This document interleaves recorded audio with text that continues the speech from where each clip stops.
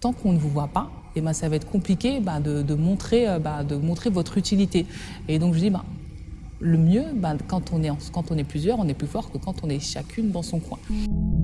Donc moi c'est Mariam, j'ai créé Puissance de Femmes, donc c'est une association qui a pour ambition de mettre la lumière et de valoriser et surtout d'accompagner les femmes qui ont un impact dans les territoires fragiles. C'est vraiment un lieu où il y a des inégalités, c'est un lieu où il y a de la fragilité sociale, où il y a des gens qui sont vraiment en souffrance et donc il y a des femmes qui ont décidé d'agir, qui ont monté des structures associatives pour aider les habitants, pour faire reculer les inégalités, mais surtout qui ont identifié, on va dire, des injustices, des manquements, des problématiques pour lesquelles elles mettent en place des solutions.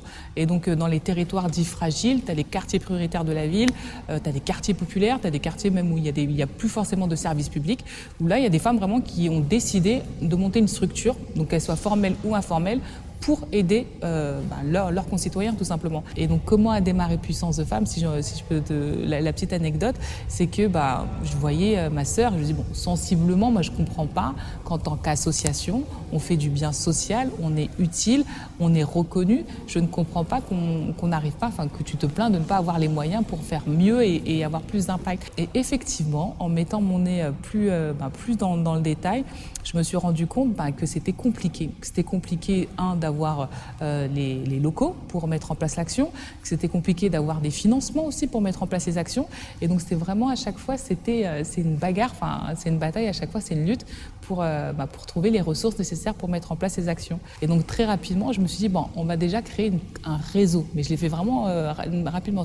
On va créer un collectif, donc un collectif de femmes engagées. Et donc c'est là que Puissance de Femmes se dit, il faut les rendre visibles et il faut mieux les accompagner pour les soutenir, pour qu'elles puissent avoir un impact qui rayonne encore plus qu'aujourd'hui. C'est vraiment de se dire qu'ensemble, on est plus forte, mais surtout qu'on puisse raconter toutes les vérités, toutes les actions qui peuvent être menées sur le territoire. Pourquoi elle a créé sa structure, à quels défis elle répond, à quels besoins elle répond à travers sa structure, et surtout montrer qu'elles ont de l'impact sur le terrain et que sans elles, les inégalités seraient encore plus fortes et que les complications pour les habitants seraient encore plus difficiles à porter. En fait, le musée d'Orsay et Puissance de Femmes, on va dire que c'est une belle histoire d'amitié. La relation avec le musée d'Orsay, j'aime dire que c'est vraiment une rencontre entre deux femmes engagées. On a réfléchi à un projet avec le musée d'Orsay de se dire comment on peut s'approprier les œuvres pour raconter nos histoires et comment la culture peut nous accompagner dans notre mission. Ce sont 14 femmes qui sont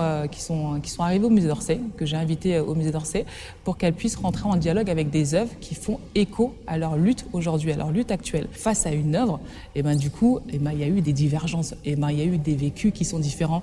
Par exemple, la petite danseuse de Degas. Donc j'ai Emmanuelle Andrès, la présidente de Réenchantement, qui elle s'émerveillait face à la petite danseuse de Degas. Quand j'avais Aya, qui est présidente de l'association Révèle-toi, qui elle s'insurgeait contre la petite danseuse de Degas parce que c'est de la prostitution et elle, à travers son association, elle lutte contre la prostitution des mineurs. Et donc on s'est dit qu'on allait faire une exposition pour raconter leurs histoires, une exposition où on arrive en un coup d'œil à voir leur résilience, leur force, leur puissance et d'accompagner ces portraits avec des capsules vidéo. Grâce aux capsules vidéo qu'on a faites, du coup, ça devient des outils de sensibilisation. Et puis même, à travers leurs témoignages, elles leur disent, nous, on est allé au musée d'Orsay, pendant 1 an, on a suivi une médiation, on a raconté nos histoires, on a pris notre place. Et donc, du coup, en gros, permettez-vous aussi également d'en être. Cette médiation nous a vraiment permis de créer des outils de sensibilisation. Et aujourd'hui, on va faire une tournée, donc après l'événement qui est passé au mois de mars, donc une tournée d'Île-de-France est prévue pour que justement faire des projections débats sur les capsules vidéo qui ont été réalisées grâce à la médiation qu'on a faite avec le musée d'Orsay. Et donc maintenant, ce sont des ambassadrices du musée d'Orsay. Donc ces 14 femmes qui ont suivi la médiation sont aujourd'hui des ambassadrices. Et le but, c'est vraiment d'ouvrir la culture, de se dire que ce n'est pas réservé à un certain type de population et que la culture peut nous accompagner vraiment toutes à des réflexions communes, à trouver des solutions ensemble sur des problématiques qu'on a identifiées et à confronter nos idées, nos visions. Et surtout, on a permis aussi une réflexion aussi aux équipes du musée pour se dire que il fallait peut-être aussi revoir parfois certaines choses pour justement accueillir le public que nous, on représente.